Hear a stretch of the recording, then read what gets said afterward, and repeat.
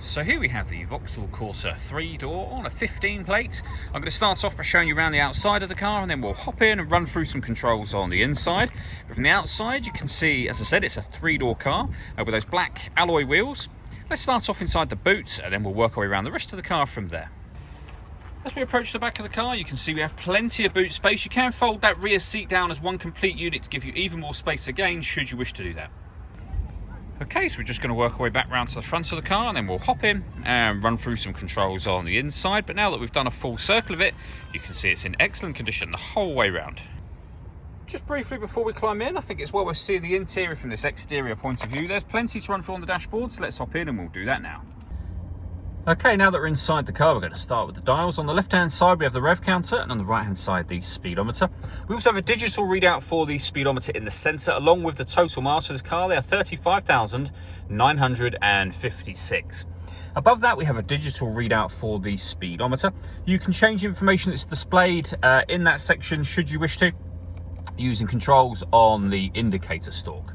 If we back out to the steering wheel, on the left-hand side, we have cruise control and speed limiter available just here, and over on the right hand side both stereo and phone controls. You'll only be able to use the phone controls after you pair the phone up to the car, and that is done over on the touchscreen in the centre just here by hitting the phone icon and then following the instructions on screen from there.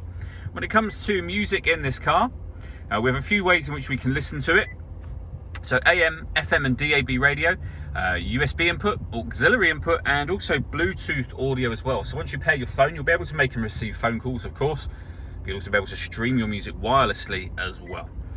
You can also project certain Vauxhall-friendly apps up onto this screen by connecting your smartphone. And then you've got various vehicle settings and the gallery there as well, if you connect your smartphone up. Below that, you can adjust the volume for the stereo, turn it on and off, and then access the home screen, which is the screen we're on at the moment from there as well. Below that, we have the air conditioning. So you can adjust the temperature, fan speed, and the direction of the air.